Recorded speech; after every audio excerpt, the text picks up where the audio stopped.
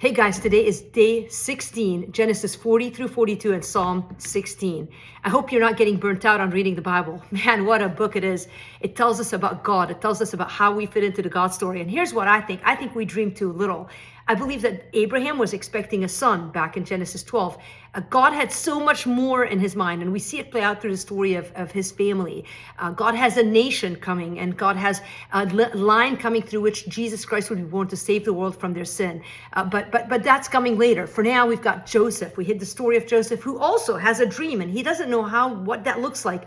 But he finds himself now in the worst place possible. He gets shipped off as a slave to Egypt, and then he's for a small period of time, he's heading up the house of Potiphar, but then he's thrown into prison for something he didn't even do. And yet he's not lost his confidence in God. He remains hopeful. He's faithful to the gift God has put in him. And so in Genesis chapter 40, we see the baker and the butler show up, and Joseph interprets their dreams. And there's a sliver of hope that perhaps this is his breakthrough. He's been waiting for a breakthrough. And now these guys go back to Pharaoh, and he says, please tell Pharaoh about my plight. But of course they forget.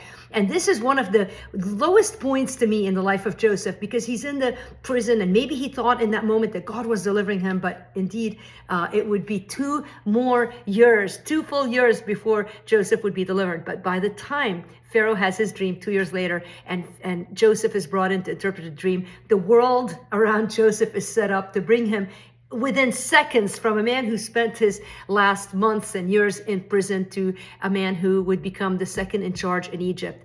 This was all by God's design. This is providence. This is God's will and purpose for Joseph's life. And God wasn't just thinking of Joseph. God was thinking of the tribes of Israel, the people he was building, the promise he made to Abraham, which would be fulfilled in Christ eventually. But for now, he's setting up the stage so that the brothers would come. And we see this play out in Genesis chapter 42, where they finally show up. And Joseph has every reason to gloat and to say, I told you so, and to throw them in prison and to torture them. But he doesn't. In fact, he invites them to a meal. It's a moving beginning of the story. We're going to see more of it tomorrow. But for now, let me give you the big idea, which is this. God can be trusted to keep his promises to me, even when it doesn't feel like he's pulling for me. Sometimes in life you might wonder, is God for me? This doesn't seem fair. Why am I going through this?